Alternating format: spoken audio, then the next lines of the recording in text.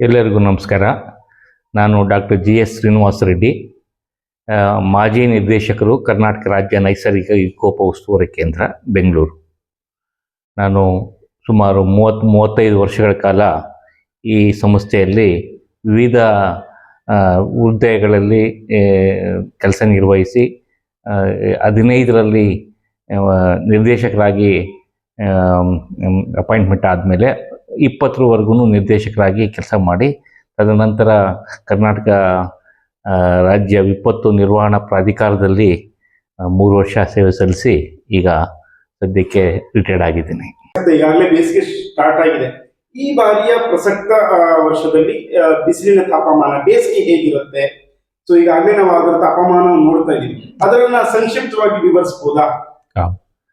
ಈಗ ನಮಗೆ ಇಡೀ ದೇಶ ಕರ್ನಾಟಕ, ಆಮೇಲೆ ನಮ್ಮ ರಾಜ್ಯ, ನಮಗೆ ಈ ವರ್ಷದ ಬೇಸಿಗೆ ಅಂದ ತಕ್ಷಣ ಮುಖ್ಯವಾಗಿ ನಮಗೆ ಬರೋದು 3 ತಿಂಗಳು ಬರ್ತದೆ. ಇದರಲ್ಲಿ ಮಾರ್ಚ್, ಏಪ್ರಿಲ್, ಮೇ ತಿಂಗಳು ಸೇರ್ಕೊಳ್ತದೆ. 3 ತಿಂಗಳು ಸೇರಿಸಿ ನಾವು ಬೇಸಿಗೆ ಋತು ಅಂತ ಕರಿತೀವಿ, ಬೇಸಿಗೆ ಕಾಲ ಅಂತಲೂ ಕರಿತೀವಿ. ಅದಕ್ಕಿಂತ ಹಿಂದಿಂದು ನಮಗೆ ಚಳಿಗಾಲ ಇರ್ತದೆ.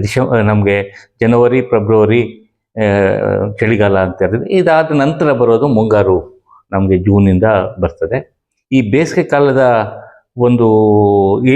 ಈ ವರ್ಷದ ಬೇಸಿಗೆ ಕಾಲ ಅಥವಾ ಜನರಲ್ಲಾಗಿ ಬೇಸಿಗೆ ಕಾಲದ್ದು ಹೇಳ್ಬೇಕಂದ್ರೆ, ಇದು ಬೇಸಿಗೆ ಕಾಲ ನಾನು ಈಗಾಗಲೇ ಹೇಳ್ದಂಗೆ ಮಾರ್ಚಿಂದ ಜೂನ್ವರೆಗೆ ಇರ್ತದೆ. ಕೆಲವು ಭಾಗಗಳಲ್ಲಿ, ದೇಶದ ಕೆಲವು ಭಾಗದಲ್ಲಿ ಜುಲೈವರೆಗೂ, ಕೆಲವು ನಾರ್ದರ್ನ್ ರಾಜಸ್ಥಾನ ಇವೆಲ್ಲ ಮುಂಗಾರು ಶುರುವಾಗೋದು ಲೇಟ್ ಆಗೋದ್ರಿಂದ ಜುಲೈ ಸತಿನೂ ಸಹ ಅವ್ರಿಗೆ ಬೇಸಿಗೆ ಕಾಲ ಆಗಿರ್ತದೆ. ಆದರೆ ನಮ್ಮ ರಾಜ್ಯಕ್ಕೆ ಬಂದಾಗ ನಮಗೆ ಮಾರ್ಚಿಂದ ಮೇ ಎಂಡಿಗೆ ನಮಗೆ ಬೇಸಿಗೆ ಕಾಲ ಜನರಲಿ ಮುಗಿದು ಹೋಗ್ತದೆ. ಈ ವರ್ಷದ ಮುಂಗಾರಿನ ಈಗಾಗಲೇ ಭಾರತೀಯ ಹವಾಮಾನ ಇಲಾಖೆಯು ಈ ವರ್ಷದ ಬೇಸಿಗೆಯಲ್ಲಿ ತಾಪಮಾನ ಯಾವ ರೀತಿ ಇರಬಹುದು ಅನ್ನೋದನ್ನ ಈಗಾಗಲೇ ಮುನ್ಸೂಚನೆ ಕೊಟ್ಟಿದೆ. ಆ ಮುನ್ಸೂಚನೆಯ ಪ್ರಕಾರ ಈ ವರ್ಷ ನಮ್ಮ ದೇಶದಲ್ಲಿ ಒಟ್ಟಾರೆ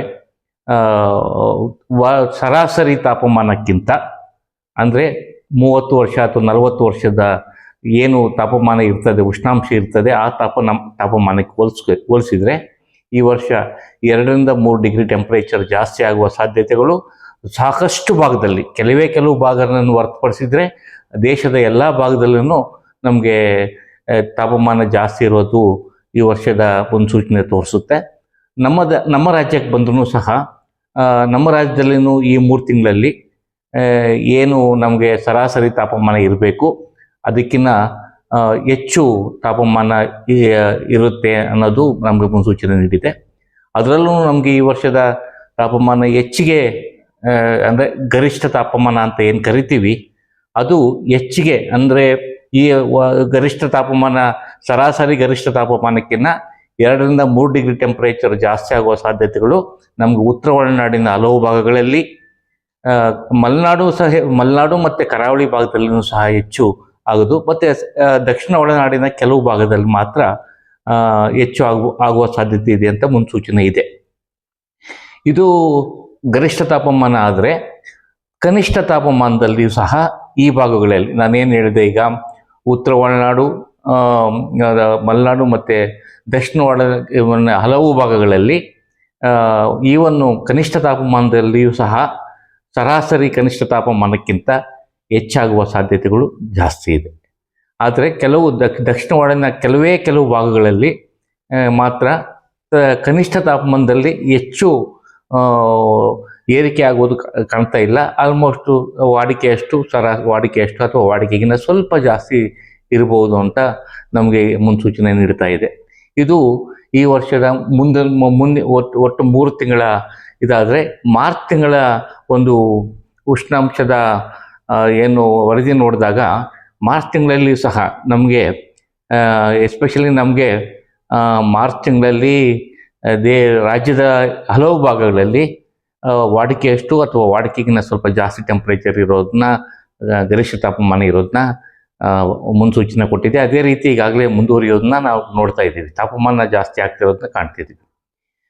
ಇದು ಒಂದಾದರೆ, ಇದಕ್ಕೆ ಮುಖ್ಯ ಕಾರಣ ಯಾಕಿರ್ಬೋದು ಈ ವರ್ಷ ಜಾಸ್ತಿ ಆಗಲಿಕ್ಕೆ ಅಂತ ನೋಡಿದಾಗ, ನಮಗೆ ಈ ವರ್ಷ ಒಟ್ಟಾರೆ ನಮಗೆ ತಾಪಮಾನದಲ್ಲಿ ಏರಿಕೆ ಆಗ್ತಿರೋದು ಜಾಗತಿಕ ತಾಪಮಾನ ಏನು ಏರಿಕೆ ಆಗ್ತಾ ಇದೆ ಅದು ಒಂದು ಕಾರಣ. ಆದರೆ ಇನ್ನೂ ಕೆಲವು ಕಾರಣಗಳಿರ್ತದೆ. ಈ ವರ್ಷ ಕಳೆದ ವರ್ಷ ನಮಗೆ ಏನು ಲಾನಿನಾ ಕಂಡೀಷನ್ ಅಂತ ಇತ್ತು. ಲಾನಿನಾ ಕಂಡೀಷನ್ ಅಂದರೆ ಇಕ್ವಟೋರಿಯಲ್ ಪೆಸಿಫಿಕ್ ಓಷನ್ನಲ್ಲಿ ಟೆಂಪ್ರೇಚರ್, ಸೀ ಸರ್ಫೇಸ್ ಟೆಂಪ್ರೇಚರ್ಸು ವಾಡಿಕೆಗಿನ್ನ ಕಡಿಮೆ ಇದ್ದಾಗ ನಮಗೆ ಇಲ್ಲಿ ಹೆಚ್ಚಿನ ಮಳೆಯಾಗುವ ಸಾಧ್ಯತೆ ಇರ್ತದೆ. ಅದು 24ರಲ್ಲಿತ್ತು. ಇದು 24ರಲ್ಲಿದ್ದಂತಹ 23ರಲ್ಲಿ ನಾವು ನೋಡಿದಾಗ 23ರಲ್ಲಿ ಎಲ್ಲಿನೋ ಇತ್ತು, ಆ ವರ್ಷ ನಮಗೆ ಬರ ಆಗಿತ್ತು. 24 ಮತ್ತು 25ರಲ್ಲಿ ಲಾನಿನಾ ಕಂಡೀಷನ್ ಕಂಟಿನ್ಯೂ ಆಗಿ ಕಳೆದ 3-4 ತಿಂಗಳಿಂದ ಅದು ತಟಸ್ಥಕ್ಕೆ ಹೋಗಿದೆ, ಅಂದರೆ ನ್ಯೂಟ್ರಲ್ಗೆ ಹೋಗ್ತದೆ ಅಂತ ಹೇಳ್ತೀವಿ ಲಾನಿನಾ ಕಂಡೀಷನ್ನು. ಇದು ನ್ಯೂಟ್ರಲ್ಗೆ ಹೋಗಿ ಈಗ ನ್ಯೂಟ್ರಲಿಂದ ಮುಂದಿನ ದಿನಗಳಲ್ಲಿ ಇದು ಈ ತಟಸ್ಥ ಪೊಸಿಷನ್ ಏನಿದೆ, ನ್ಯೂಟ್ರಲ್ ಕಂಡೀಷನ್ ಏನಿದೆ, ಗ್ರ್ಯಾಜುಯಲ್ ಲಾನಿನ ಎಫೆಕ್ಟ್ ಕಡಿಮೆ ಆಗ್ತಾ ಇದೆ. ಮೋಸ್ಟ್ಲಿ ಈಗಿರುವ ಮುನ್ಸೂಚನೆಗಳ ಪ್ರಕಾರ ಜೂನ್ ಅಥವಾ ಜುಲೈ ಕೊನೆಯಷ್ಟೊತ್ತಿಗೆ ಎಲ್ಲಿನೋ ಬರುವ ಸಾಧ್ಯತೆಗಳು ಜಾಸ್ತಿ ಇದೆ. ಇದು ಒಂದು ರೀಸನ್ನು ಆಗಿರ್ಬೋದು. ಆಮೇಲೆ ನಮಗೆ ಈ IOD ಅಂತ ಕರಿತೀವಿ, ಇಂಡಿಯನ್ ಓಷನ್ ಡೈಪೋಲ್ ಅಂತ ಕರಿತೀವಿ, ಅದನ್ನು ಇವಾಗ ತಟಸ್ಥವಾಗಿರೋದ್ರಿಂದ ಇವೆಲ್ಲನೂ ಫ್ಯಾಕ್ಟರ್ಸು ನಮಗೆ ಸ್ವಲ್ಪ ಬಿಸಿ ಜಾಸ್ತಿ ಆಗಲಿಕ್ಕೆ ಕಾರಣ ಆಗಿದೆ. ಸರ್, ಓವರಾಲ್ ಈಗ ಹೇಳಿದ್ರಿ ಅಂದ್ರೆ ಎಷ್ಟು ತಾಪಮಾನ ವಾಡಿಕೆಗಿಂತ ಇದು ಈಗ ನಮಗೆ ಒಟ್ಟಾರೆ ನಮಗೆ ಹೀಟ್ ವೇವ್ ಅಥವಾ ಬಿಸಿ ಗಾಳಿ ಅಂದರೆ ಏನು ಅನ್ನೋ ತಿಳ್ಕೊಳ್ಳೋಣ. ಫಸ್ಟು ಜನರಲ್ ಆಗಿ ನಮಗೆ ಬಿಸಿ ಗಾಳಿ ಅಥವಾ ಹೀಟ್ ವೇವ್ ಅನ್ನೋದು ನಾವು ಏನು ಕರಿತೀವಿ, ಹೀಟ್ ವೇವ್ ಅಂತ ಯಾವ ಕರಿತೀವಿ ಅಂದರೆ, ಈ ನಮಗೆ ಎಸ್ಪೆಷಲಿ ಈ ಇಂಟೀರಿಯರ್ ಪಾರ್ಟ್ಸ್ ಅಂತ ಕರಿತೀವಲ್ಲ, ಮಲ್ನಾಡು ಬಿಟ್ಟು ಈ ಕಡೆ ಬಯಲುಸೀಮೆಯಲ್ಲಿ 40 ಡಿಗ್ರಿ ಟೆಂಪರೇಚರ್ಗಿನ್ನ ಹೆಚ್ಚಾದಾಗ ನಾವು ಆ ಪರಿಸ್ಥಿತಿನ ಹೇಳ್ತೀವಿ. ಅದು ಬಿಟ್ಟರೆ ನಮಗೆ ಮಲೆನಾಡಲ್ಲಿ 30 ಡಿಗ್ರಿಗಿನ್ನ ಹೆಚ್ಚಾದಾಗೂ ಸಹ ನಾವು ಬಿಸಿಗಾಳಿ ಪ್ರದೇಶ ಅಂತ ಹೇಳ್ತೀವಿ. ಕೋಸ್ಟಲ್ ಕರಾವಳಿ ಭಾಗಕ್ಕೆ ಒಂದೊಂದು ಭಾಗಕ್ಕೂ ಬೇರೆ ಬೇರೆ ಇರ್ತದೆ. ನಾವು ಕರಾವಳಿಗೆ ಬಂದಾಗ 37 ಡಿಗ್ರಿ ಟೆಂಪ್ರೇಚರ್ ಇದ್ದರೆ ಅಲ್ಲಿ ನಾವು ಬಿಸಿಗಾಳಿ ಅಂತ ಹೇಳ್ತೀವಿ. ಮಲೆನಾಡಲ್ಲಿ 30, ನಮಗೆ ಬಯಲುಸೀಮೆಯಲ್ಲಿ 40 ಡಿಗ್ರಿ ಟೆಂಪ್ರೇಚರ್ ಬಂದರೆ ಒಂದು ಬಿಸಿಗಾಳಿ ಪರಿಸ್ಥಿತಿ ಉಂಟಾಗಿದೆ ಅಂತ ಹೇಳ್ತೀವಿ. ಅದು ಒಂದು ಡೆಫಿನೇಷನ್. ಆದರೆ ಇನ್ನೊಂದು ಜನರಲಾಗಿ 40 ಡಿಗ್ರಿ ಟೆಂಪ್ರೇಚರ್ ಎಲ್ಲೆಲ್ಲಿ 40 ಡಿಗ್ರಿಗಿನ್ನ ಜಾಸ್ತಿ ಟೆಂಪ್ರೇಚರ್ ರೆಕಾರ್ಡ್ ಆಗ್ತದೆ ಅಲ್ಲಿ ಯಾವಾಗಲೂ ನಾವು ಹೆಚ್ಚು ಟೆಂಪ್ರೇಚರ್ ರೆಕಾರ್ಡ್ ಆಗೋ ಕಡೆ ವಾಡಿಕೆಗಿಂತ 4ರಿಂದ 6 ಡಿಗ್ರಿ ಟೆಂಪ್ರೇಚರು ವೇರಿಯೇಷನ್ ಆದಾಗ, ವಾಡಿಕೆ ಕಂಪೇರ್ ಮಾಡಿದಾಗ 4ರಿಂದ 6 ಡಿಗ್ರಿ ಟೆಂಪರೇಚರ್ ಇದ್ದಾಗನು ಬಿಸಿಗಾಳಿಗೆ ತುತ್ತಾಗದ ಪ್ರದೇಶ ಅಂತ ಕರಿತೀವಿ. 6ರಿಂದ ಜಾಸ್ತಿ ಆದಾಗ ಅತಿ ಹೆಚ್ಚು ಬಿಸಿಗಾಳಿಗೆ ತುತ್ತಾಗುವ ತೀವ್ರತರದ ಬಿಸಿಗಾಳಿ ಕಾಣಿಸ್ಕೊತದೆ ಅಂತ. 6ಕ್ಕಿಂತ ಜಾಸ್ತಿ ಅಂದರೆ ವಾಡಿಕೆಗಿನ್ನ 6 ಡಿಗ್ರಿ ಟೆಂಪರೇಚರ್ ಜಾಸ್ತಿ ಆದಾಗ ನಾವು ಅಲ್ಲಿ ತೀವ್ರತರದ ಬಿಸಿಗಾಳಿ ತುತ್ತಾಗುವ ಪ್ರದೇಶ ಅಂತ ಕರಿತೀವಿ. ಇನ್ನೊಂದು ಮುಖ್ಯವಾದ ಇದರಲ್ಲಿ ವಿಚಾರವೇನೆಂದರೆ, ಬಿಸಿಗಾಳಿ ಬೇರೆ ಬೇರೆ ಭಾಗದಲ್ಲಿ ಬೇರೆ ಬೇರೆ ಇಂಪ್ಯಾಕ್ಟು ಕೊಡ್ತದೆ, ಎಫೆಕ್ಟ್ ಆಗ್ತದೆ. ಫಾರ್ ಎಕ್ಸಾಂಪಲ್, ನಮಗೆ ಈ ಕರಾವಳಿ ಭಾಗದಲ್ಲಿ ಬಂದ ತಕ್ಷಣ ನಮಗೆ ಬಿಸಿ ಗಾಳಿ ಜೊತೆಗೆ ಅಂದರೆ ಟೆಂಪ್ರೇಚರ್, ತೇವಾಂಶದ ಇದು ನಮಗೇನು ಉಷ್ಣಾಂಶದ ಜೊತೆಗೆ ಈ ತಾಪಮಾನದ ಜೊತೆಗೆ ನಮಗೆ ಅಲ್ಲಿ ರಿಲೇಟಿವ್ ಹ್ಯುಮಿಡಿಟಿ ಅಂತ ಕರಿತೀವಿ, ತೇವಾಂಶ ಜಾಸ್ತಿ ಇದ್ದಾಗ ಈವನ್ ಟೆಂಪ್ರೇಚರ್ ಸ್ವಲ್ಪ ಕಡಿಮೆ ಇದ್ರು, ಇವಾಗ 36-37 ಡಿಗ್ರಿ ಕರಾವಳಿ ಭಾಗದಲ್ಲಿ ಇದ್ದು ತೇವಾಂಶ 60ರಿಂದ 70ಕ್ಕಿಂತ ಜಾಸ್ತಿ 80% ಹೇಳ್ತೀವಿ. ಅವು ಇದ್ದಾಗ ಇದ್ರ ಹೀಟ್ ಇಂಡೆಕ್ಸ್ ಅಂತ ಕರಿತೀವಿ, ಅದು ಭಾಳ ಜಾಸ್ತಿ ಇರ್ತದೆ. ನಮ್ಗೆ ಇಲ್ಲಿ ಈ ಬಯಲುಸೀಮೆಯಲ್ಲಿ 40 ಡಿಗ್ರಿ ಟೆಂಪರೇಚರು ಏನು ಇಂಪ್ಯಾಕ್ಟ್ ಆಗ್ತದೆ, ನಮ್ಮ ಮೇಲೆ ಪರಿಣಾಮ ಆಗ್ತದೆ, ಅದಕ್ಕಿಂತ ಜಾಸ್ತಿ ಪರಿಣಾಮ ಕರಾವಳಿ ಭಾಗದಲ್ಲಿ ಆಗ್ತದೆ. 36 ಡಿಗ್ರಿ ಟೆಂಪರೇಚರ್ ಇದ್ದು ತೇವಾಂಶ ಜಾಸ್ತಿ ಇದ್ದರೆ ಆ ಇಂಪ್ಯಾಕ್ಟು ಆಗ್ತದೆ. ಅದಕ್ಕೆ ಹೀಟ್ ಇಂಡೆಕ್ಸ್ ಅಂತ ಕರಿತೀವಿ, ಅದು ಆಗ್ತದೆ. ಜನರಲಿ ನಮಗೆ ತೇವಾಂಶ ಜಾಸ್ತಿ ಇತ್ತು ಅಂದಾಗ ಎಲ್ಲಿ ಬೆವರು ಬರ್ತದೆ, ಬೆವರನ್ನ ಬೇಗನೆ ಬಿಟ್ಕೊಡೋದಿಲ್ಲ. ಅದು ಹಂಗಾಗಿ ಅಲ್ಲಿ ನಮಗೆ ಜಾಸ್ತಿ ಅದರ ಇಂಪ್ಯಾಕ್ಟ್ ಕಾಣ್ತದೆ ಕರಾವಳಿ ಭಾಗದಲ್ಲಿ. ಮಲೆನಾಡು ಕೆಲವು ಭಾಗದಲ್ಲಿ ಈವನ್ 30 ಡಿಗ್ರಿ ಟೆಂಪರೇಚರ್ ಇದ್ದು ತೇವಾಂಶ ಜಾಸ್ತಿ ಇದ್ದಾಗ ಅದನ್ನ ಮಲೆನಾಡು ಭಾಗದಲ್ಲಿ ಇರಲಿಕ್ಕೆ ಆಗೋದಿಲ್ಲ. 30 ಮೇಲೆ ಹೋಗಿ ಆಮೇಲೆ ತೇವಾಂಶ ಜಾಸ್ತಿ ಇದ್ರೆ ಇದು ಒಂದು ಡೆಫಿನೇಷನ್. ಇನ್ನೊಂದು ಏನಂದರೆ, ಯಾವುದೇ ಭಾಗದ ಕೆಲವು ಹತ್ತರದ ಏನು ನಾವು ಹವಾಮಾನ ಮೆಜರ್ ಮಾಡ್ತೀವಿ ವೆದರ್ ಸ್ಟೇಷನ್ಗಳಲ್ಲಿ ಹತ್ತಿರ ಇರಬೇಕು. ಅದರಲ್ಲಿ ಮಿನಿಮಮ್ 2 ಸ್ಟೇಷನ್ಗಳಲ್ಲಿನೂ ಹೆಚ್ಚು ಉಷ್ಣಾಂಶ ದಾಖಲಾಗಬೇಕು. ಇದೊಂದು ಪ್ಲಸ್ ಕೇವಲ ಒಂದು ದಿನದಲ್ಲಿ ದಾಖಲಾದರೆ ಅದನ್ನ ಬಿಸಿಗಾಳಿ ಅಂತ ನಾವು ಡಿಕ್ಲೇರ್ ಮಾಡಲಿಕ್ಕಾಗಲ್ಲ ಪ್ರದೇಶ ಅಂತ.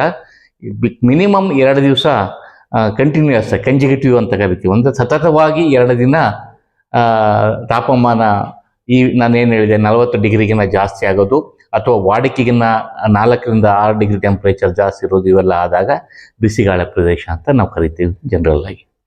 ಸರ್, ಈ ಬಿಸಿಗಾಳಿಯಿಂದ ಅಂದ್ರೆ ಗಾಳಿ ಬೀಸುವ ತಾಪಮಾನ ಹೆಚ್ಚಾದಾಗ ಅಂತ ಹೇಳಿದ್ರಿ, ಸೊ ಏನಾದ್ರೂ ಎಫೆಕ್ಟ್ಸ್ ಆಗುತ್ತಾ? ಡೆಫಿನೆಟ್ ಆಗಿ ಬಿಸಿಗಾಳಿಯಿಂದ ನಮಗೆ ಒಟ್ಟಾರೆ ನಮ್ಮ ದೇಶದಲ್ಲಿ ವಿಪತ್ತುಗಳು ಅಂತ ನೋಡಿದಾಗ ಬಿಸಿಗಾಳಿನೂ ಸಹ ಕೆಲವು ಭಾಗಗಳಲ್ಲಿ ವಿಪತ್ತಾಗಿ ಪರಿಣಮಿಸುತ್ತದೆ. ಭಾಳ ಮುಖ್ಯ. ಪ್ರತಿ ವರ್ಷ ಎಸ್ಪೆಷಲಿ ನಮಗೆ ರಾಜಸ್ಥಾನ ಆ ಭಾಗದಲ್ಲಿ, ಸೆಂಟ್ರಲ್ ಮಧ್ಯಪ್ರದೇಶದಲ್ಲಿ ಇವೆಲ್ಲ ನೋಡಿದಾಗ ಸುಮಾರು 400-500 ಜನ ಬಿಸಿಗಾಳಿಗೆ ತುತ್ತಾಗ್ತಾರೆ. ಒಂದು ಸಲ ನಮಗೆ ಇದು ಆಂಧ್ರದಲ್ಲಿ ಒಂದು ವರ್ಷ 226 ಜನ ಬಿಸಿಗಾಳಿಗೇನೆ ಹಸುನೋಗಿದ್ದನ್ನು ನೋಡಿದ್ವಿ ನಾವು.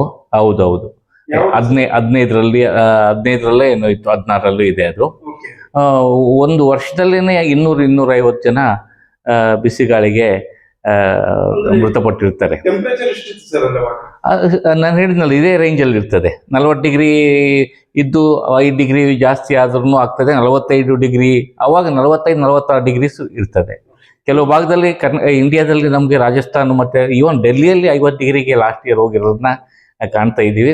ಇತ್ತೀಚಿನ ದಿನಗಳಲ್ಲಿ ಎಸ್ಪೆಷಲಿ ಹವಾಮಾನದ ಮೇಲೆ ಸಾಕಷ್ಟು ಈ ಕ್ಲೈಮೇಟ್ ಚೇಂಜ್ ಅಂತ ನಾವು ಏನು ಕರಿತೀವಿ, ಅದರಿಂದ ಸಾಕಷ್ಟು ಪರಿಣಾಮ ಆಗ್ತಾ ಇದೆ.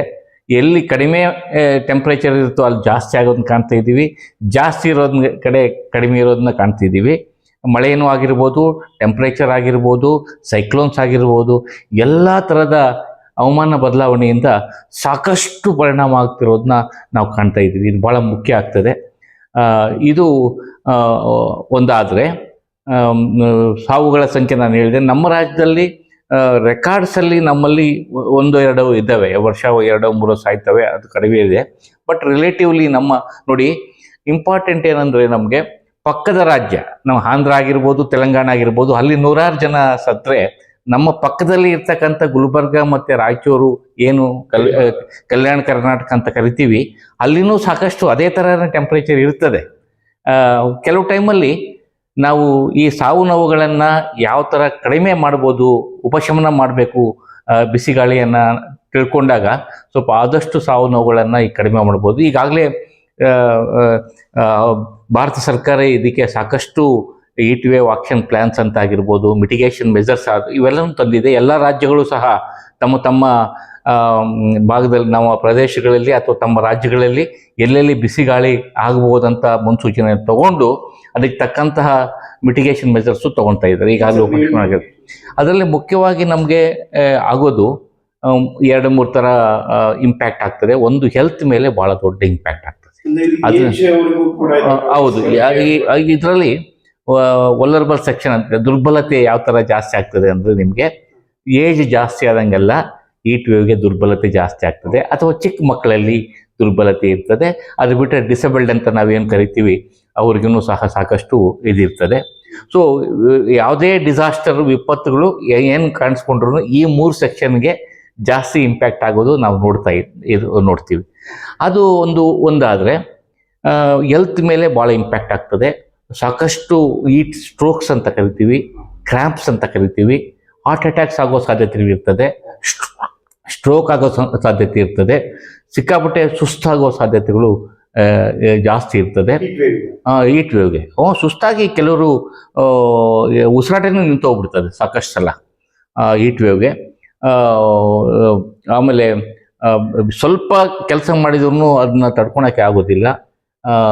ಹೆಲ್ತ್ ಮೇಲೆ ಸಾಕಷ್ಟು ನಾನು ಎಕ್ಸ್ಟರ್ನಲ್ ಬಗ್ಗೆ ಹೇಳ್ತಾ ಇದ್ದೀನಿ, ಇಂಟರ್ನಲ್ ಒಬ್ಬ ಡಾಕ್ಟರ್ ಆದರೆ ಚೆನ್ನಾಗಿ ಹೇಳ್ಬೋದು ಅನಿಸುತ್ತೆ. ಒಟ್ಟು ಹೆಲ್ತ್ ಮೇಲೆ ಹೀಟ್ ವೇವ್ ಜಾಸ್ತಿ ಇಂಪ್ಯಾಕ್ಟ್ ಆಗೋದನ್ನ ಕಾಣ್ತೀವಿ. ಈಗಾಗಲೇ ಹೀಟ್ ವೇವ್ ಆಕ್ಷನ್ ಪ್ಲಾನ್ ಮಾಡಬೇಕು ಅಂತ ಅಂದರೆ, ಹೀಟ್ ವೇವ್ ಆಕ್ಷನ್ ಪ್ಲಾನ್ ಬಿಸಿಗಾಳಿ ಅಥವಾ ತಾಪಮಾನಕ್ಕೆ ಏರಿಕೆ ಆದಾಗ ಯಾವ್ಯಾವುದು ಮಿಟಿಗೇಷನ್ ಮೆಜರ್ಸ್ ಅಂದರೆ ಅದನ್ನ ತಾಪಮಾನ ತಡೆಗಟ್ಟುವಂತಹ ಏನು ಕ್ರಮಗಳಿದ್ದಾವೆ ಅವನ್ನ ಮಾಡಬೇಕು ಅಂತ ಹೇಳಿದೆ. ಅದರಲ್ಲಿ ಮುಖ್ಯವಾಗಿ ನಾವು ಯಾವ ಥರ ಫಾರ್ ಎಕ್ಸಾಂಪಲ್ ಬಿಸಿ ಗಾಳಿ ಡಿಕ್ಲರೇಷನ್ ಮಾಡ್ತಾರೆ. ಭಾರತೀಯ ಹವಾಮಾನ ಇಲಾಖೆ ಅಥವಾ ಕರ್ನಾಟಕ ರಾಜ್ಯ ನೈಸರ್ಗಿಕ ವಿಕೋಪ ಉಸ್ತುವಾರಿ ಕೇಂದ್ರ ಮುಂದಿನ 5 ದಿನಗಳಲ್ಲಿ ಎಲ್ಲೆಲ್ಲಿ ಬಿಸಿ ಗಾಳಿ ಆಗ್ಬೋದು ಅನ್ನೋದನ್ನ ಕೊಡ್ತಾರೆ. ಅದನ್ನು ಸ್ವಲ್ಪ ರಿಪೋರ್ಟ್ಸ್ನ ಅಥವಾ ಏನು ಟಿ ವಿ ಮಾಧ್ಯಮದಲ್ಲಿ ರೇಡಿಯೋ ಮಾಧ್ಯಮದಲ್ಲಿ ಬರ್ತದೆ ಅದನ್ನ ಅಬ್ಸರ್ವ್ ಮಾಡೋದು ಭಾಳ ಮುಖ್ಯ ಆಗ್ತದೆ. ಅದಾದ ಮೇಲೆ ಈ ಬಿಸಿ ಗಾಳಿ ಪ್ರದೇಶ ಅಂತ ಯಾವುದೋ ತುತ್ತಾಗುವ ಪ್ರದೇಶ ಅಂತ ಡಿಕ್ಲೇರ್ ಹೇಳಿದ್ರಾಗ ಮುನ್ಸೂಚನೆ ಕೊಟ್ಟಾಗ ಅದಕ್ಕೆ ತಕ್ಕಂತೆ ನಾವು ರೆಡಿ ಆಗಬೇಕಾಗ್ತದೆ. ಫಸ್ಟ್ ಆಫ್ ಆಲು ನಮಗೆ ಬಿಸಿ ಗಾಳಿ ಈ ಮುಂದಿನ 3 ದಿವಸದಲ್ಲೋ 2 ದಿವಸದಲ್ಲೇ ಇದೆ ಅಂತ ನೋಡಿದಾಗ ನಾವು ಅದನ್ನ ಪರಿಣಾಮಕಾರಿಯಾಗಿ ಅದನ್ನ ತಡೆಗಟ್ಟೋದು ಆಗದಿದ್ರೂ ಸಹ ಅದರಿಂದ ಉಪಶಮನ ಯಾವ ಥರ ಮಾಡಬೇಕು ಅನ್ನೋದನ್ನ ವಿಧಾನಗಳನ್ನ ಕಂಡುಹಿಡ್ಕೊಬೇಕಾಗ್ತದೆ. ಮುಖ್ಯವಾಗಿ ಆರೋಗ್ಯದ ಮೇಲೆ ಆಗುವಂಥ ಇದನ್ನು ತಡೆಗಟ್ಟಲಿಕ್ಕೆ ಏನಂದರೆ ನಾವು ಮುಖ್ಯವಾಗಿ ಬಿಸಿ ಗಾಳಿ ಜಾಸ್ತಿ ನಮಗೆ ಬಿಸಿಲು ಅಥವಾ ಉಷ್ಣಾಂಶ ಏರಿಕೆ ಆಗೋದು 11 ಗಂಟೆಯಿಂದ 4 ಗಂಟೆವರೆಗೂ ಜಾಸ್ತಿ ಬಿಸಿಲಿರ್ತದೆ. ಇಂಥ ಟೈಮಲ್ಲಿ ಆದಷ್ಟು ಏಜ್ಡ್ ಆಗಿರ್ಬೋದು ಅಥವಾ ಚಿಲ್ಡ್ರನ್ಸ್ ಆಗಿರ್ಬೋದು ಹೊರಗಡೆ ಎಕ್ಸ್ಪೋಸ್ ಆಗಬಾರ್ದು, ಆದಷ್ಟು ಆಗಬಾರ್ದು. ಇನ್ ಕೇಸ್ ನೀವು ಹೋಗಲೇಬೇಕು ಅನ್ನೋದೇನಾದರೂ ಇದ್ದರೆ ಬೇಕೇ ಅದು ಇದ್ದರೆ ನೀವು ಅದಕ್ಕೆ ಪ್ರೊಟೆಕ್ಷನ್ನು ತೊಗೊಬೇಕಾಗ್ತದೆ. ಛತ್ರಿಗಳು ನೀವು ಮಳೆಗಾಲದಲ್ಲಿ ಛತ್ರಿ ತೊಗೊಂಡು ಹೋಗಿದ್ರೂ ಪರವಾಗಿಲ್ಲ, ಬೇಸಿಗೆಯಲ್ಲಿ ಸ್ವಲ್ಪ ಏಜ್ ಆಗಿರೋರು ಮಕ್ಕಳು ಇವರೆಲ್ಲರಿಗೂ ಛತ್ರಿ ಭಾಳ ಮುಖ್ಯ ಆಗ್ತದೆ. ಅದೇ ರೀತಿ ಕೆಲವು ಭಾಗದಲ್ಲಿ ಟೋಪಿಗಳ ಉಪಯೋಗಿಸೋದು ಅದು ಇದರಲ್ಲಿ ಇದೆ. ನಮ್ಮ ನಾರ್ತ್ ಕರ್ನಾಟಕದಲ್ಲೆಲ್ಲ ಹೋದಾಗ ಟೋಪಿಗಳು ಹಾಕೋದು, ಬಿಳಿ ಟೋಪಿ ಹಾಕೋದು ಭಾಳ ಮುಖ್ಯ ಆಗ್ತದೆ. ಯಾವುದೇ ಒಂದು ವಸ್ತು ಬಿಳಿ ಇರಬೇಕು. ಬಿಳಿ ಇದ್ದಾಗ ನಿಮಗೆ ಅಬ್ಸಾರ್ಪ್ಷನ್ ಕಡಿಮೆ ಆಗ್ತದೆ, ಉಷ್ಣಾಂಶ ಸ್ವಲ್ಪ ತಾಪಮಾನ ಕಡಿಮೆ ಆಗ್ತದೆ. ಇದು ಭಾಳ ಮುಖ್ಯ. ಟೋಪಿ ಹಾಕಬೇಕಾಗ್ತದೆ. ಮುಖ್ಯವಾಗಿ ನಮಗೆ ಆರೋಗ್ಯ ಮೇಲೆ ಪರಿಣಾಮ ಬೀಳೋದು ಡಿಹೈಡ್ರೇಷನ್ ಅಂತ ಕರಿತೀವಿ, ಭಾಳ ಮುಖ್ಯ. ಆ ನೀರಿನಾಂಶ ಎಲ್ಲ ಬಾಡಿಯಲ್ಲಿ ಹೊರಟೋಗ್ಬಿಡ್ತದೆ, ಬೇಗನೆ ಬೆವರು ಬಂದ್ಬಿಟ್ಟು ಅದು ಹೊರಟೋಗ್ಬಿಡ್ತದೆ. ಅದಕ್ಕೆ ಯಾವತ್ತೂ ಅಷ್ಟೇ ನೀವು ಎಲ್ಲೇ ಹೋದ್ರೂ ನೀರು ಭಾಳ ಮುಖ್ಯ ಆಗ್ತದೆ. ನೀರು ನಿಮ್ಗೆ ಊಟ ಇಲ್ಲದಿದ್ರೂ ಪರವಾಗಿಲ್ಲ, ಬೇಸಿಗೆ ಕಾಲದಲ್ಲಿ ನೀರು ಇರಬೇಕು. ನೀರು ಚೆನ್ನಾಗಿ ಕುಡಿಬೇಕು. ನೀವು ನೀರು ಕುಡಿಬೇಕು. ಎಲ್ಲೇ ಹೋದ್ರೂ ಒಂದು ಬಾಟ್ಲಲ್ಲಿ ನೀರು ಕ್ಯಾರಿ ಮಾಡೋದು ಮಾತ್ರ ಮರಿಬೇಡಿ. ಛತ್ರಿ ಒಂದು ಅಥವಾ ಟೋಪಿ ಅಥವಾ ಇನ್ನೊಂದು ಹಾಕ್ಕೊಂಡಿರೋ ಬಟ್ಟೆಗಳು ಸಹ ಭಾಳ ಮುಖ್ಯ ಆಗ್ತದೆ ನಮಗೆ. ಡಾರ್ಕ್ ಕಲರ್ ಅಥವಾ ಜಾಸ್ತಿ ಕಪ್ಪು ಬಣ್ಣದ ಬಟ್ಟೆಗಳನ್ನು ಹಾಕಬೇಡಿ. ಅದರಲ್ಲೂ ಈ ಟೆರಿಲಿನ್ನು ಇಂಥವೆಲ್ಲ ಇರ್ತದಲ್ಲ, ಆ ಬಟ್ಟೆಗಳು ಹಾಕಬೇಡಿ ದಯವಿಟ್ಟು. ಅದು ಬಿಟ್ಟು ಹತ್ತಿಯಿಂದ ಏನು ಇದು ಮಾಡಿರ್ತಾರೆ ಅಂತ ಹತ್ತಿ ಬಟ್ಟೆ, ಕಾಟನ್ ಬಟ್ಟೆಗಳು ಅಂತ ನಾವೇನು ಕರಿತೀವಿ, ಕಾಟನ್ ಬಟ್ಟೆ ಆದಷ್ಟು ಲೈಟ್ ಕಲರ್ ಇರಬೇಕು. ಬಿಳಿ ಬಣ್ಣಕ್ಕೆ ಹೋದರೆ ಇನ್ನೂ ಒಳ್ಳೆಯದೇ. ಅಂಥ ಬಟ್ಟೆ ಹಾಕಿ ತೆಳುವಾಗಿ, ಜಾಸ್ತಿ ಟೈಟ್ ಆಗಿರುವಂಥ ಬಟ್ಟೆಗಳನ್ನು ಹಾಕೋದು ಒಳ್ಳೆಯದಲ್ಲ. ಸ್ವಲ್ಪ ಮೆಜರ್ಸ್ ತೊಗೊಬೇಕಾಗ್ತದೆ ನಾವು. ಇದು ಕೇಂದ್ರ ಸರ್ಕಾರನೂ ಇದ್ರ ಬಗ್ಗೆ ಹೆಲ್ತ್ ಬಗ್ಗೆ ಸಾಕಷ್ಟು ಒಂದು ಗುಜರಾತಲ್ಲಿ ಹೆಲ್ತ್ ಇನ್ಸ್ಟಿಟ್ಯೂಟೇ ಇದೆ, ಡಿಸಾಸ್ಟರ್ ರಿಲೇಟೆಡ್ ಹೆಲ್ತ್ ಇನ್ಸ್ಟಿಟ್ಯೂಟು. ಅವರು ಸಾಕಷ್ಟು ಅದಕ್ಕೆ ಗೈಡ್ಲೈನ್ಸ್ ಕೊಡ್ತಾರೆ ಯಾವ ಥರ ಮಾಡಬೇಕು ಅಂತ. ಅದನ್ನು ಎಲ್ಲ ಸ್ಟೇಟ್ಗಳಿಗೂ ಹಂಚಿರ್ತಾರೆ. ಅವರೂ ಅದೇ ಥರ ಅವ್ರವರು ಸ್ಥಳೀಯವಾಗಿ ಏನೇನು ಬೇಕೋ ಅದನ್ನು ಮಾಡ್ತಾರೆ. ಇದು ಒಂದು ಭಾಳ ಮುಖ್ಯ ಆಗ್ತದೆ. ಇನ್ ಕೇಸ್ ಹೆಲ್ತಲ್ಲಿ ನಿಮಗೆ ಸ್ವಲ್ಪ ಹೆಚ್ಚು ಕಮ್ಮಿ ಆದಾಗ ನಿಯರ್ ಬೈ ಹಾಸ್ಪಿಟಲಿಗೆ ಬೇಗನೆ ಶಿಫ್ಟ್ ಮಾಡೋದು ಭಾಳ ಮುಖ್ಯ ಆಗ್ತದೆ. ಇದಿದ್ದಾಗ. ಬಟ್ ಇನ್ನೊಂದು ಏನಂದರೆ, ಮನೆಗಳಲ್ಲಿದ್ರೂ ಸಹ ಸಾಕಷ್ಟು ನಾವು ಬಿಸಿಲು ಅಂದರೆ ನಾವು ಸರಿಯಾಗಿ ವೆಂಟಿಲೇಷನ್ಸ್ ಇರಲ್ಲ. ಪ್ಲ್ಯಾನ್ ಮಾಡಬೇಕಾದ್ರೂ ಇಂಥವೆಲ್ಲ ಮಾಡಬೇಕಾಗ್ತದೆ. ವೆಂಟಿಲೇಷನ್ ಚೆನ್ನಾಗಿರಬೇಕು, ಸರಾಗವಾಗಿ ಗಾಳಿ ಆ ಕಡೆ ಈ ಕಡೆ ಹೋಗ್ತಿರಬೇಕು. ಇವೆಲ್ಲ ಕೆಲವರು ಏನು ಮಾಡ್ತಾರೆ, ಈ ವಿಂಡೋಸ್ ಸತಿನೂ ಅಥವಾ ಡೋರ್ಸು ಮುಂದೆ ಪ್ರೊಟೆಕ್ಟ್ ಮಾಡಲಿಕ್ಕಂತ ಗ್ಲಾಸ್ ಹಾಕ್ತಾರೆ. ಡಾರ್ಕ್ ಗ್ಲಾಸ್ ಹಾಕಿರ್ತಾರೆ. ಅದು ಅಬ್ಸಾರ್ಪ್ಷನ್ ಜಾಸ್ತಿ ಆಗ್ತದೆ. ಯಾವುದೇ ಡಾರ್ಕ್ ಭಾಗ ಬಣ್ಣದ್ದು ಏನಾಗಿರ್ತದೆ, ಕಪ್ಪು ಬಣ್ಣದ್ದು ಗ್ಲಾಸ್ ಆಗಿರ್ಬೋದು, ಬಟ್ಟೆ ಆಗಿರ್ಬೋದು, ಏನಾಗಿರ್ಬೋದು, ಇಟ್ ಅಬ್ಸಾರ್ಬ್ಸ್ ಮೋರ್ ಲೈಟ್ ಇದ್ದಾಗ ಟೆಂಪ್ರೇಚರು 2 ರಿಂದ 3 ಡಿಗ್ರಿ 4 ಡಿಗ್ರಿವರೆಗೂ ಜಾಸ್ತಿ ಆಗೋದನ್ನ ಕಾಣ್ತೀವಿ. ಅದೇ ರೀತಿ ಮುಖ್ಯವಾಗಿ ಇವಾಗ ರೂಫ್ ಟಾಪ್ಗೆ ಅದೂ ಇದೆ, ಅದನ್ನು ಒಂದು ಟೆಕ್ನಾಲಜಿ ಮಾಡಿದ್ದಾರೆ. ರೂಫ್ ಟಾಪ್ನ ಎಕ್ಸ್ಪೋಸ್ಡ್ ಏರಿಯಾಸ್ ಏನಿರ್ತದೆ ಅದನ್ನು ಆದಷ್ಟು ಗ್ರೇ ಅಥವಾ ಡಾರ್ಕ್ ಇದ್ದರೆ ಫುಲ್ ವೈಟ್ ಮಾಡೋದು ಭಾಳ ಮುಖ್ಯ ಆಗ್ತದೆ. ನೀವು ಅದು ನೋಡಿ 2 ರಿಂದ 3 ಡಿಗ್ರಿ ಟೆಂಪ್ರೇಚರು ಕೆಳಗಿನ ಮನೆಗೇನು ಕಡಿಮೆ ಆಗ್ತದೆ. ನೀವು ಟೆಂಪ್ರೇಚರ್ ಕಡಿಮೆ ಯಾಕಂದರೆ ಬಿಳಿ ಬಣ್ಣ ಹೊಡಿಬೇಕು. ರೂಫ್ಗೆಲ್ಲ ಬಿಳಿ ಬಣ್ಣ ಹೊಡೆದಾಗ ನಿಮಗೆ ಅಬ್ಸಾರ್ಪ್ಷನ್ ಕಡಿಮೆ ಆಗ್ತದೆ. ಅದು ಭಾಳ ಮುಖ್ಯ ಆಗ್ತದೆ. ಕೆಲವು ಕಡೆ ನಮ್ಮ ಹಳ್ಳಿಗಳಲ್ಲಿ ಗರಿ ಅಂಥದ್ದೆಲ್ಲ ಸಿಕ್ಕರೆ ಅದನ್ನು ಮುಚ್ಚಿಗೆ ಹಾಕೋದನ್ನು ನಾವು ಅದನ್ನು ನೋಡ್ತೀವಿ ನಾವು. ಇದು ಭಾಳ ಮುಖ್ಯ ಆಗ್ತದೆ. ಅದು ಬಿಟ್ಟರೆ ನಮಗೆ ಇನ್ನು ಬೇಸಿಗೆ ಬೇರೆ ಪರಿಣಾಮಗಳು ಏನಾಗ್ತದೆ ಅಂದರೆ ನಿಮ್ಗೆ ಗೊತ್ತಿರೋ ಹಾಗೆ ಏನು ನೀರಿನ ಅಭಾವ ಜಾಸ್ತಿ ಆಗುವ ಸಾಧ್ಯತೆಗಳು ಜಾಸ್ತಿ ಇರ್ತದೆ. ಅಂತರ್ಜಲ ಮಟ್ಟಗಳು ಕಡಿಮೆ ಆಗ್ತದೆ. ಯಾಕಂದರೆ ಬೇರೆ ಅದಕ್ಕೆ ಜಾಸ್ತಿ ಯುಟಿಲೈಸ್ ಮಾಡೋದ್ರಿಂದ ಅಂತರ್ಜಲ ಮಟ್ಟ ಭಾಳ ತೀವ್ರತರ ಕುಗ್ಗೋದನ್ನ ಕಾಣ್ತೀವಿ. ಅದೇ ಥರ ಸರ್ಫೇಸ್ ವಾಟರ್ ನಮಗೆ ಏನು ಡ್ಯಾಮ್ಗಳಲ್ಲಿ ನೀರು ಇರ್ತದೆ, ಆಮೇಲೆ ಕೆರೆಗಳಲ್ಲಿ ನೀರು ಇರ್ತದೆ, ಅದು ಎವಾಪರೇಷನ್ ಲಾಸಸ್ ಅಂತ ಕರಿತೀವಿ. ಎವಾಪರೇಷನ್ ಲಾಸಸ್ ಎಷ್ಟಿರ್ತದೆ ಅಂದರೆ ನಿಮಗೆ ಮಳೆ 6 ಮಿಲಿಮೀಟರ್ ಪರ್ ಡೇಗೆ 6 ಮಿಲಿಮೀಟರ್ನಷ್ಟು ಎವಾಪರೇಷನ್ ಆಗ್ತದೆ ಡ್ಯಾಮ್ಗಳಿಂದ, ಯಾವುದೇ ವಾಟರ್ ಬಾಡೀಸಿಂದ. ನಿಮಗೆ ಎಲ್ಲೆಲ್ಲಿ ಕೆರೆ ನೀರು ಸಂಗ್ರಹಣೆ ಇರ್ತದೆ ಅದು ಡೈರೆಕ್ಟ್ ಎಕ್ಸ್ಪೋಸ್ ಆದಾಗ ಸುಮಾರು 6 ಮಿಲಿಮೀಟರ್ನಷ್ಟು ಎವಾಪರೇಷನ್ ಲಾಸಸ್ ಆಗ್ತದೆ. ನಿಮಗೆ ಗೊತ್ತಿರ್ಬೋದು, ಮಾರ್ಚ್ ತಿಂಗಳಲ್ಲಿ ಒಟ್ಟಾರೆ ನಮಗೆ ಆವರೇಜ್ ರೈನ್ಫಾಲೇ ಬಂದು 8 ಮಿಲಿಮೀಟರ್ಸ್ ತಿಂಗಳಲ್ಲಿ.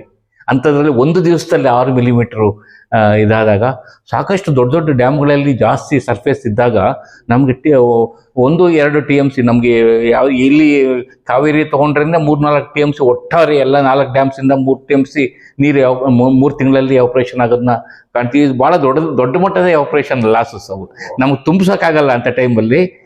ಈಗ ಈ ಡಿಮ್ಯಾಂಡು ಜಾಸ್ತಿ ಇರ್ತದೆ, ಅದ್ರ ಜೊತೆಗೆ ಆಪರೇಷನ್ ಲಾಸಸ್ಸನ್ನು ಭಾಳ ಜಾಸ್ತಿ ಆಗ್ತದೆ. ಇದು ಒಂದು. ಆಮೇಲೆ ವಾಟರ್ ಏನು ನಮಗೆ ಪ್ಲ್ಯಾಂಟ್ಸ್ ಇವೆಲ್ಲ ಇರ್ತದಲ್ಲ, ಅದರಿಂದನೇ ಟ್ರಾನ್ಸ್ಪಿರೇಷನ್ ಅಂತ ಕರಿತೀವಿ, ಅದು ಸಹ ಜಾಸ್ತಿ ಆಗ್ತದೆ. ಸ್ಟೊಮಟೊ ಜಾಸ್ತಿ ಓಪನ್ ಆಗ್ತದೆ, ಟ್ರಾನ್ಸ್ಪಿರೇಷನ್ ರೇಟು ಜಾಸ್ತಿ ಇರ್ತದೆ. ಉಸಿರಾಟ ನಾವು ಹೆಂಗೆ ಮಾಡ್ತೀವಿ ಅದರಂಗೆ ಪ್ಲ್ಯಾಂಟ್ಸ್ ಮಾಡೋದ್ರಿಂದ ಟ್ರಾನ್ಸ್ಪಿರೇಷನ್ನು ಜಾಸ್ತಿ ಇರ್ತದೆ. ಪ್ಲಸ್ ನಿಮಗೆ ನೀವು ನೀರಾವರಿ ಪ್ರದೇಶಗಳಲ್ಲಿ ನೀರು ಕಟ್ಟಿದಾಗ ಹಾವಿನೂ ಜಾಸ್ತಿ ಆಗ್ತದೆ. ಸೊ ಅದರಿಂದ ನೀವು ಆದಷ್ಟು ಈ ಫಾರ್ಮರ್ಸ್ಗೆ ಅಡ್ವೈಸು, ನೀವು ಏನು ನೀರಾವರಿ ಬೋರಿಂದ ಅಥವಾ ಸರ್ಫೇಸ್ ವಾಟರಿಂದ ಜನರಲಿ ಬೋರ್ವಿಂದ ಕಟ್ಟೋರೆಲ್ಲ ಆದಷ್ಟು ಸಾಯಂಕಾಲದಿಂದ ರಾತ್ರಿ ಆದರೆ ಇನ್ನೂ ಒಳ್ಳೆಯದು. ಸಾಯಂಕಾಲದ ಹೊತ್ತೆ 4 ಗಂಟೆ 5 ಗಂಟೆ ಆದಮೇಲೆ ನೀರುಣಿಸಿದರೆ ಅದರಿಂದ ಲಾಸ್ ಕಡಿಮೆ ಆಗ್ತದೆ. ಆದಷ್ಟು ಅದು ಭಾಳ ಮುಖ್ಯ ಆಗ್ತದೆ. ಪ್ಲಸ್ ನಮಗೆ ಡ್ರಿಪ್ ಇರಿಗೇಷನ್ನು ಮತ್ತು ಸ್ಪ್ರಿಂಕ್ಲರ್ ಯೂಸ್ ಮಾಡೋದ್ರಿಂದ ಸಾಕಷ್ಟು ನಮಗೆ ಇದಾಗ್ತದೆ. ಎಸ್ಪೆಷಲಿ ಸ್ಪ್ರಿಂಕ್ಲರ್ಸು ಮಧ್ಯಾಹ್ನ ಟೈಮ್ ಹಾಕಿದರೆ ನಿಮ್ಗೆ ಅರ್ಧ ನೀರು ಆಪರೇಷನ್ ಆಗ್ತದೆ. ಅದನ್ನು ಮನದಲ್ಲಿ ಇಟ್ಕೊಳ್ಳಿ. ಈ ರೈತರುಗಳು ಎಲ್ಲರೂ ಸಹ ನಾನು ಹೇಳೋದು ಅಂದರೆ, ನೀರು ಉಣಿಸೋದು ನೀವೇನು ಅದಕ್ಕೆ ನೀರು ಬಿಡ್ತೀರಾ ಅಂತ ಕರಿತೀವಿ, ಅದನ್ನು ಆದಷ್ಟು ಸಾಯಂಕಾಲ ಅಥವಾ ಬೆಳಿಗ್ಗೆ 8 ಗಂಟೆ ಒಳಗೇ ಮಾಡಿಕೊಂಡ್ರೆ ನಿಮ್ಗೆ ಅರ್ಧ ನೀರನ್ನ ಸೇವ್ ಮಾಡೋದಂಗೆ ಆಗ್ತದೆ. ಆದಷ್ಟು ಬೇಸಿಗೆ ಕಾಲದಲ್ಲಿ ಕಡಿಮೆ ನೀರು ಬಯಸುವ ಕ್ರಾಪ್ಸ್ನ ಬೆಳೀರಿ. ತೀರಾ ಹೈ ಇಂಟೆನ್ಸಿಟಿ ಕ್ರಾಪ್ಸ್ಗೆ ಹೋಗಬೇಡಿ ದಯವಿಟ್ಟು. ಇದು ಒಂದು ನಮ್ಮ ರಾಜ್ಯದಲ್ಲಿ ಜಲಸಂಪನ್ಮೂಲಗಳ ಬಗ್ಗೆ ನಾವು ತಿಳ್ಕೊಳ್ಳೋದಾದರೆ ಆದಷ್ಟು ಕಡಿಮೆ ಇರ್ತದೆ. ಅಂತರ್ಜಲ ಈಗಾಗಲೇ 45 ತಾಲೂಕುಗಳಲ್ಲಿ ಬಳಕೆ ಜಾಸ್ತಿಯಾಗಿ ಓವರ್ ಎಕ್ಸ್ಪ್ಲಾಟೇಷನ್ ಅಂತ ಕರಿತೀವಿ. 100% ಅಧಿಕ ಬಳಕೆ ಆಗ್ತಿರೋದು ಕಾಣ್ತೀವಿ. ಇವೆಲ್ಲನೂ ಇದೆ, ಅದೇ ಬೇರೆ ಇದು. ಆದಷ್ಟು ಇದು ಮುಖ್ಯ ಆಗ್ತದೆ. ಆಮೇಲೆ ಮನೆಗಳಲ್ಲಿ ಸಹ ನೀರನ್ನ ಪೋಲ್ ಮಾಡಬೇಡಿ. ಸಮ್ಮರಲ್ಲಿ ಸಿಗೋ ನೀರು ಡಿಮ್ಯಾಂಡೇ ಜಾಸ್ತಿ ಇರೋದ್ರಿಂದ ಸಪ್ಲೈ ಕಡಿಮೆ ಆಗ್ತದೆ ಬರ್ತಾ. ಸೊ ಡಿಮ್ಯಾಂಡನ್ನು ಜಾಸ್ತಿ ಮಾಡಬೇಡಿ. ಆದಷ್ಟು ಡಿಮ್ಯಾಂಡ್ನ ನೀವು ಬೇರೆ ಟೈಮಲ್ಲಿ ಎಷ್ಟು ನೀರು ಖರ್ಚು ಮಾಡ್ತೀರೋ ಅದರ ಅರ್ಧ ಭಾಗ ಮಾತ್ರ ಬೇಸಿಗೆ ಕಾಲದಲ್ಲಿ ಖರ್ಚು ಮಾಡಿ ನೀರಿನ ಸದ್ಬಳಕೆ ಮಾಡ್ಕೊಳ್ಳಿ. ಮನೆಯಿಂದ ಒಂದು ಪಾತ್ರೆ ತೊಳೆಯೋದ್ರಿಂದ ಹಿಡಿದು ಎಲ್ಲದಕ್ಕೂ ಅಷ್ಟೇ. ಅದು ನಮಗೆ ಎಸ್ಪೆಷಲಿ ಬೆಂಗಳೂರಲ್ಲಿ ನೋಡಬೇಕಂದ್ರೆ ನಮಗೆ ನೀರು ಬರೋದು 120-110 ಕಿಲೋಮೀಟರ್ ದೂರದಿಂದ ಬರೋದ್ರಿಂದ ಅಂಥ ಒಳ್ಳೆ ನೀರನ್ನ, ಕಾವೇರಿ ನೀರನ್ನ ನಾವು ಬೇರೆದಕ್ಕೆ ಬಳಸೋದು ಒಳ್ಳೆಯದಲ್ಲ. ಕಾರ್ ತೊಳೆಯೋದಾಗಿರ್ಬೋದು, ಗಾರ್ಡನಿಂಗ್ ಆಗಿರ್ಬೋದು, ಯಥೇಚ್ಛವಾಗಿ ಇದೆಲ್ಲ. ಆಮೇಲೆ ಟ್ಯಾಪಲ್ಲಿ ವೇಸ್ಟ್ ಆಗೋದು ಇವೆಲ್ಲವೂ ಯಾವುದೂ ಆಗ್ದಂಗೆ ನೋಡ್ಕೊಳ್ಬೇಕು. ಆರೋಗ್ಯದ ಮೇಲೆ ಬೇಸಿಗೆ ಕಾಲದಲ್ಲಿ ಸಾಕಷ್ಟು ಗಮನ ಹರಿಸ್ಬೇಕಾಗ್ತದೆ. ಇದು ಬೇಸಿಗೆ ಕಾಲದಲ್ಲಿ ನಾವು ನಮ್ಮ ರಾಜ್ಯದಲ್ಲಿ ಎಷ್ಟು ಪರ್ಸೆಂಟೇಜ್ ಅಂದ್ರೆ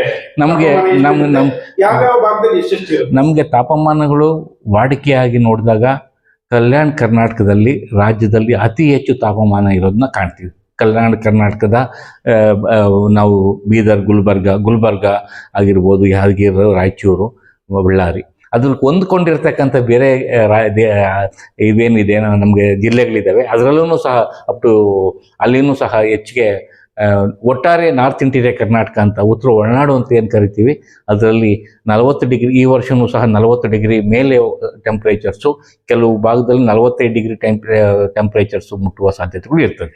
ಅದೇ ರೀತಿ ಸೌತ್ ಇಂಟೀರಿಯರ್ ಕರ್ನಾಟಕ ಬಂದರೆ, ಸೌತ್ ಇಂಟೀರಿಯರ್ ಕರ್ನಾಟಕ ಚಿತ್ರದುರ್ಗ ಇವೆಲ್ಲನೂ ಸೌತ್ ಇಂಟೀರಿಯರ್ ದಾವಣಗೆರೆ ಇದ್ರೂ ಸಹ ಅಲ್ಲಿನೂ ಸಹ ಅದೇ ಮಟ್ಟದ 40 ಡಿಗ್ರಿ 38-39 ಡಿಗ್ರಿ ಟೆಂಪ್ರೇಚರು.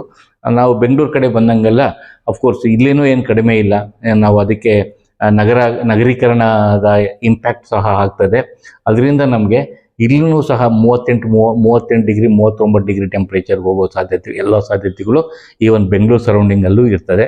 ಮಲೆನಾಡು ನಾನು ಹೇಳಿದೆ ಈಗಾಗಲೇ ಕರಾವಳಿ ಭಾಗದಲ್ಲಿ ಈಗಾಗಲೇ ಸಾಕಷ್ಟು ಟೆಂಪ್ರೇಚರ್ಸು ರೆಕಾರ್ಡ್ ಆಗ್ತಾ ಇದೆ. ಅಲ್ಲಿ ಹೀಟ್ ವೇವ್ ಈಗಲೇ ಸೆಟ್ಟಿನ್ ಆದಂಗೆ ಕಾಣ್ತಾ ಇದೆ. ಮಲೆನಾಡು ಭಾಗದಲ್ಲಿನೂ ಸಹ ಅದೇ ರೀತಿ ಇರ್ತದೆ.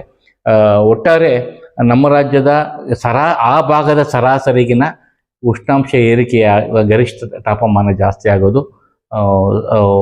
ಏನು ಮುನ್ಸೂಚನೆ ಇರೋದ್ರಿಂದ ನಮ್ಮ ರಾಜ್ಯದ ಹಲವು ಭಾಗಗಳಲ್ಲಿ ಹೀಟ್ ವೇವ್.